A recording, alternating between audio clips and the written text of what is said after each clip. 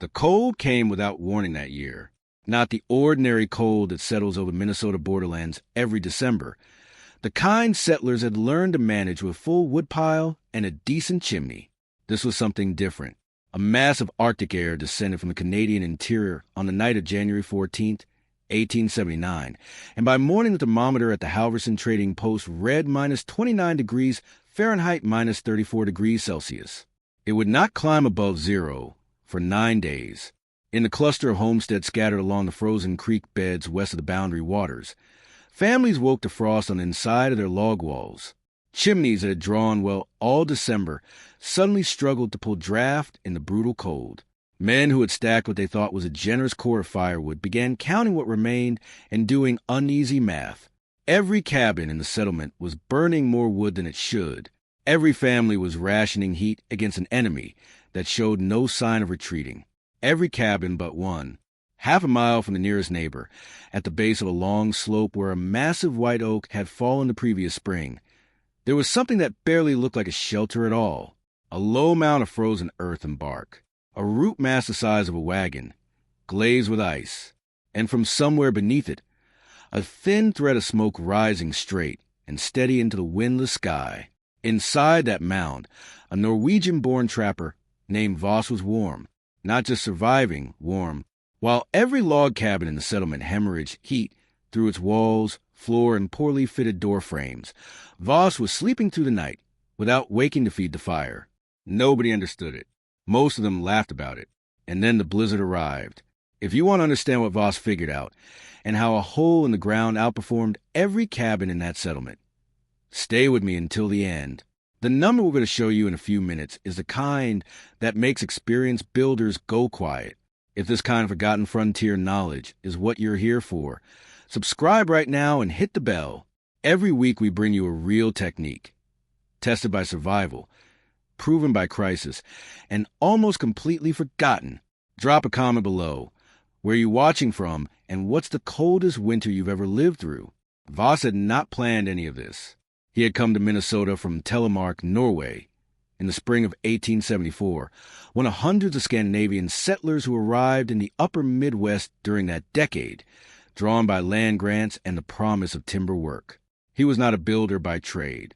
He was a trapper, patient, practical, and accustomed to reading terrain the way other men read weather. He knew which hillsides held deer trails in November. He knew where beaver dammed the secondary creeks. What he did not know, and had never needed to know, was how to build a proper frontier cabin from raw timber in under 3 weeks. He had been living in a modest log structure, small, serviceable, nothing remarkable, on a wooded slope about 1.5 miles from the main settlement. In October of 1878, a chimney fire took it. The fire itself was small and was contained quickly, but the heat cracked the stone firebox. The smoke damage was severe, and by the time the situation was clear, Voss was standing in a cold field with winter 6 weeks away, and almost no usable lumber left on his claim. He could have moved into the settlement. There was space in the Halverson barn, and a family named Brand had offered a corner of their cabin. But moving in with others meant abandoning his trap lines for the season, and his trap lines were his income. So he looked at the slope behind his ruined cabin, and he looked at the fallen white oak that had come down in a spring storm, and he started digging. The choice was not philosophical. It was arithmetic. He had no time to cut and cure timber. He had frozen ground, a root mass the size of a small house, hand tools, and 6 weeks. The earth would have to be the wall. The root ball would have to be the windbreak. And if he dug deep enough that the soil itself became insulation, maybe he could survive the winter on a fraction of the firewood a proper cabin would require. He had seen something like this before. Not in Minnesota. In Norway, where his grandfather's farm had a root cellar dug into the hillside, a low, dark space that never froze even in the hardest winters, and stayed cool all summer without any ice. The earth, his grandfather had told him once, does not forget summer. It holds the memory of warmth long after the air above has turned. Voss did not think of himself as applying a principle. He was just trying not to freeze. What Voss constructed over the course of 3 weeks in late October and early November of 1878 was, by any conventional standard of the time, an embarrassment. From the outside, it looked less like a dwelling and more like something a large animal had excavated and then abandoned. The entry was a low-angled tunnel, roughly 14 inches, 36 centimeters, high at the mouth, sloping downward for about 5 feet, 1.5 meters, before opening into the main chamber. You entered on your hands and knees. The tunnel itself was intentional. A horizontal passageway traps cold air at the entrance and forces it down before it can spill into the living space. Cold air is dense. It sinks. By positioning the entry below the floor level of the main chamber, Voss created a simple cold trap, a design element used in traditional Arctic and subarctic dwellings for centuries, though he likely arrived at it by intuition rather than study. The main chamber was approximately 8 feet by 9 feet, 2.4 m times 2.7 m. Small by any standard, but that was a point. Less volume means less air to heat. The ceiling cleared his head by only a few inches when he stood at the center. The floor was packed clay, tamped hard and covered with spruce boughs for insulation against ground contact. 3 of the 4 walls were frozen earth, reinforced in places with flat stones pulled from the creek bed. The 4th wall, the north-facing side, was the root mass of the fallen oak itself, a tangled barrier of wood, clay, and frozen soil nearly 4 feet, 1.2 meters thick. At the center of the chamber, Voss built a small firebox from stacked fieldstone. It was roughly 18 inches, 46 centimeters, square and 20 inches, 51 centimeters, tall, far smaller than any standard frontier hearth. The chimney was a clay-lined flue that rose at an angle through the earthen roof and exited through a gap in the root mass, keeping the exhaust outlet away from the entry tunnel. Here is what all of this meant in practice. Explained simply, the earth surrounding that chamber was not just sitting there doing nothing. Soil, especially the dense, clay-heavy soil of that Minnesota slope, is a thermal mass. It absorbs heat slowly and releases it slowly. Once the interior temperature rose above the surrounding ground temperature, the walls began to store that warmth. They did not radiate it back instantly the way log walls do. They held it. A log wall will cool to the outside air temperature within hours of fire dying. An earth wall, 3 feet 90 centimeters thick, keeps releasing stored warmth for 6, 8, sometimes 10 hours after the last flame goes out. The small firebox reinforced this. A tiny fire in a small space, burning slowly, pushed heat into the stone and the earth. The stone, like the walls, became a heat battery, absorbing during the burn, releasing during the cold hours. The low ceiling reduced convective loss. Heat rises.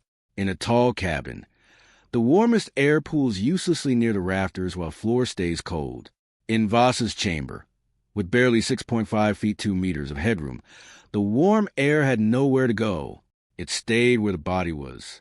The entry tunnel cut wind infiltration to nearly zero. In a standard cabin with fitted log door, cold air enters every time the door opens and leaks through gaps constantly. Voss's tunnel meant that even with the inner door open, no direct wind path existed to the living space. To anyone walking past in November of 1878, it looked like a grave with a chimney, and that was roughly what the settlement said about it.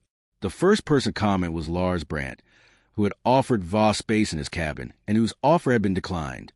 Brandt walked by the site in early November, watched Voss haul flat stones from the creek on a hand sledge, and said nothing for a long moment. Then he called out that he had seen foxes with better winter quarters.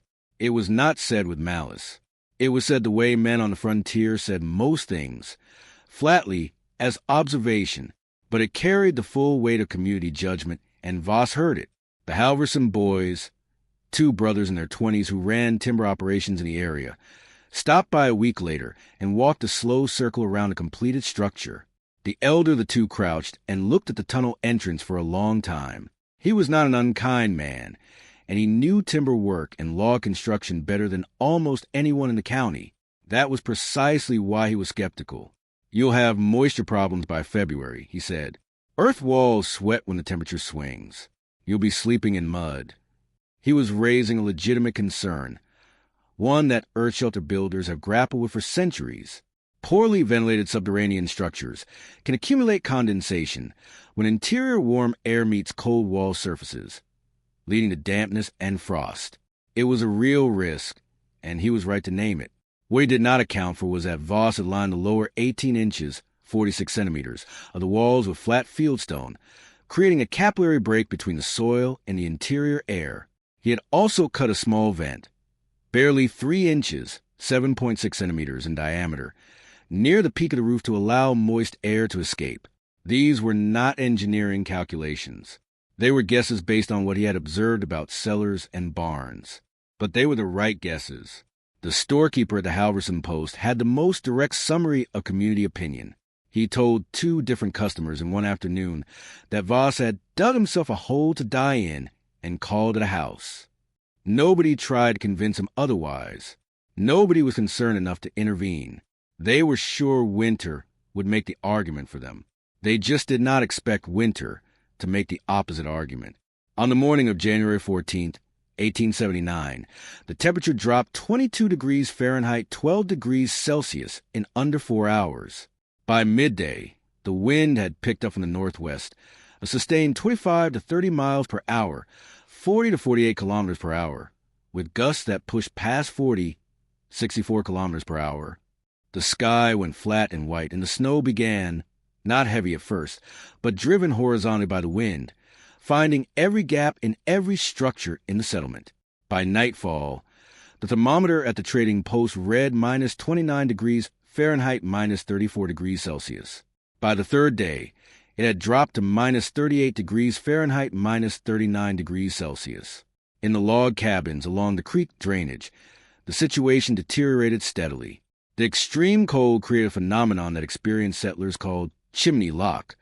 When outside air is drastically colder and denser than the air inside the flue, draft reverses or collapses entirely, pushing smoke back into the living space instead of drawing it up and out. 3 cabins in the settlement experienced this in the first 4 days. Families woke to smoke-filled rooms, fires that would not draw, eyes burning, children coughing. One family, the Lindqvists, with 4 children, abandoned their cabin on the 5th day and moved in with the Brants, doubling the occupancy of a structure already burning through it faster than anyone had planned. Firewood became the central anxiety of the settlement. Men had stacked what seemed like adequate supplies in October. Under normal Minnesota winter conditions, those supplies would have carried them to March with wood to spare. But the sustained extreme cold was consuming wood at nearly twice the expected rate.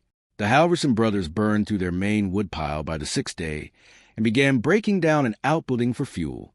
Meanwhile, half a mile away, Voss fed his small firebox twice a day. He was not heroic about it. He was not triumphant.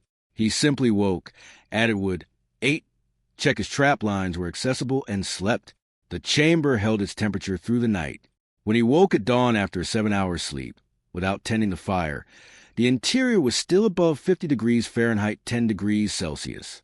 He did not know yet that anyone had noticed. Stay with me, because what happens next is the part that made the Halverson brothers go quiet. The numbers we're about to show you are not dramatic claims. They are what a neighbor with a thermometer recorded, and they are the reason this technique spread across that valley within 2 winters. If you haven't subscribed yet, do it now. Every week on this channel is another piece of knowledge that worked when lives depended on it, the kind of thing that doesn't show up in any textbook. It was Marta Brandt, Lars Brandt's wife, who first thought to bring a thermometer. She had a small glass tube instrument, an import from a catalog supplier in St. Paul, that she used to monitor the temperature in her root cellar where she kept winter vegetables. On the 7th day of the blizzard, with the Lindqvist children crowded into her cabin and her husband's firewood supply running low, she asked her husband to go check on Voss. Not out of curiosity, out of practical concern. She wanted to know if he was alive. Lars Brandt took the thermometer with him.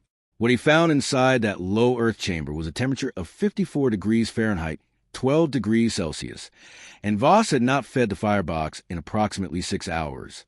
The chamber was dim, dry, and still. There was no frost on the walls. The spruce boughs on the floor were not damp. A small iron pot near the firebox still held warm water. Brandt stood in the tunnel entry for a long moment before he went in. He took a reading outside. Minus 31 degrees Fahrenheit, minus 35 degrees Celsius. He took a reading in the tunnel, 2 feet from the inner door. 28 degrees Fahrenheit, minus 2 degrees Celsius. He took a reading at the center of the chamber. 54 degrees Fahrenheit, 12 degrees Celsius. A differential of 85 degrees Fahrenheit, 47 degrees Celsius between the open air and the living space interior without an active fire. For comparison, Brandt's own cabin, a well-built log structure with a proper stone hearth, freshly stoked, was reading 19 degrees Fahrenheit, minus 7 degrees Celsius at floor level when he left it. His hearth was burning. Voss's firebox was cold. The 35 degrees Fahrenheit, 19 degrees Celsius difference between the two interiors, 54 degrees Fahrenheit in the pit versus 19 degrees Fahrenheit in the cabin, was not a miracle of construction. It was a result of three measurable factors working together. First, thermal mass. The earth walls and packed clay floor had been absorbing heat for 2 months. That stored energy does not disappear when the fire goes out. It bleeds back slowly into the air, maintaining temperature far longer than log or plank walls can. Soil has a specific heat capacity roughly 4 times higher than dry wood, meaning it takes 4 times more energy to heat it up, but also takes 4 times longer to cool it down. Second, volume efficiency. Voss's chamber held approximately 430 cubic feet, 12 cubic meters, of air. A standard one-room frontier cabin of the period held between 1,200 and 1,800 cubic feet, 34 to 51 cubic meters. Less air volume means less heat required to raise interior temperature, and less heat loss when the fire is not burning. Third, infiltration elimination. The angled entry tunnel, combined with the cold air trap geometry, reduce wind-driven air exchange to near zero. In a standard cabin during a 30 miles per hour, 48 kilometers per hour wind event, cold air infiltration can account for 30 to 40% of total heat loss. In Voss's structure, that loss was essentially absent. Over the 9 days of the blizzard, local accounts suggest Voss burned between 0.3 and 0.4 of a cord of firewood. The Halverson brothers, in a larger cabin with conventional hearth, burned through nearly a full cord in the same period and supplemented it with structural timber from the outbuilding. Brandt's cabin, with extra occupants, consumed approximately 0.7 of a cord, roughly 40% less wood. 35 degrees warmer interior. 6 hours of retained heat after the last fire.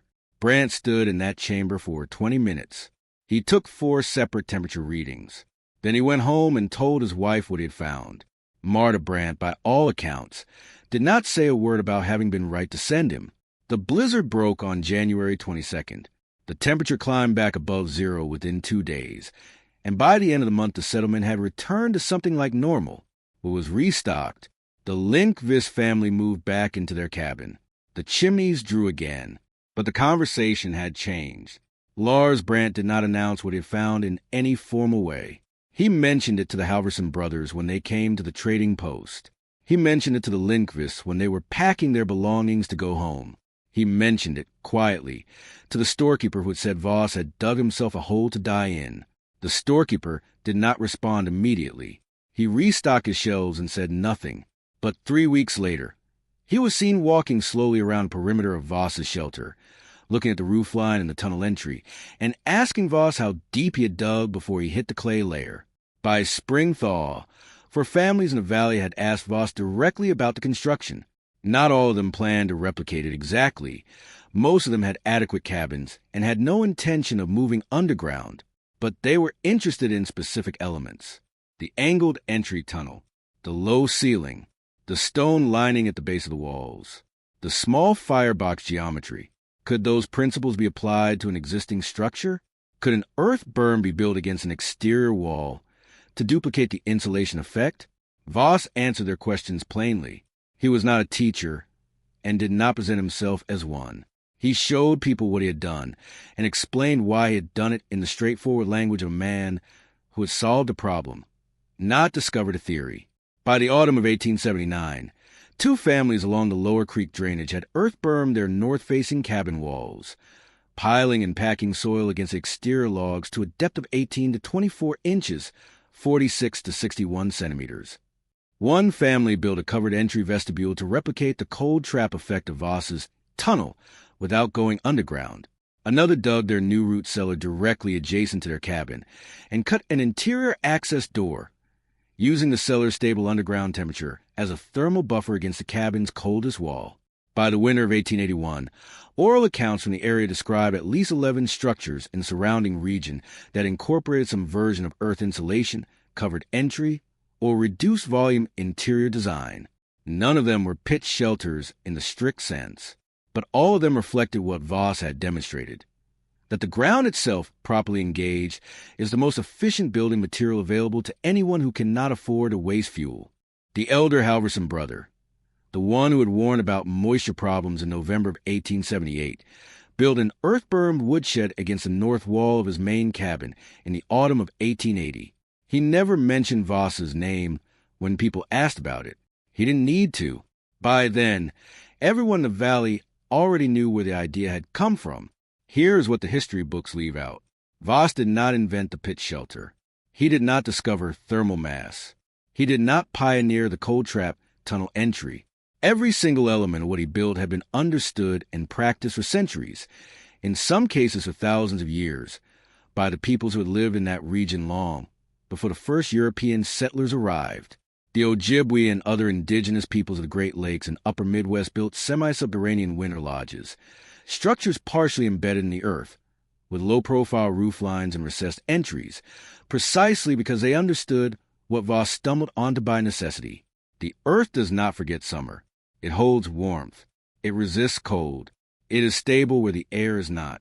The same principle appears in the Norse longhouse tradition that Voss's own grandfather would have known. The Bear shelters of the Unangan people in Alaska, the pit houses of the Columbia Plateau, the winter earth lodges of the Mandan and Hidatsa along the Missouri River. Across every cold climate culture in the Northern Hemisphere, wherever people lived close to the land and could not afford to waste heat, some version of this knowledge existed. What the frontier settlers brought to Minnesota was timber technology, iron tools, and log cabin tradition, a construction method optimized for forests, not for cold. The log cabin is a remarkable structure for many reasons, but it is not optimized for extreme cold. It is a box which, surrounded by air and wood, for all its virtues, is a poor thermal battery. Voss, stripped of his wood box by a chimney fire and left with only frozen ground and a fallen tree, remembered, without knowing he was remembering, something older and more practical than anything the settlement's best builders knew. He was not stubborn. He was not a contrarian. He was a man who could not afford the luxury of convention, and so he reached past it down into the earth and found what the earth had always been willing to offer: 35 degrees warmer, 40% less wood, 6 hours of heat after the last fire. Not magic, not luck, physics. The same physics that kept people alive in this land for thousands of years before anyone thought to call it engineering. That is the story of Voss and the shelter that nobody wanted to look at twice, until the blizzard made it the warmest structure in the valley. If this kind of knowledge matters to you, the kind that works when everything else fails, subscribe to this channel. Every week is another technique, another story, another piece of practical wisdom that survived because it was too useful to disappear. And now I want to hear from you. Drop a comment below. Where are you watching from? And what is the coldest winter you have ever had to live through? Because somewhere in this community, someone has a story that belongs in a video just like this one. Like this video if it earned it. Share it with someone who would want to know. And we will see you next week.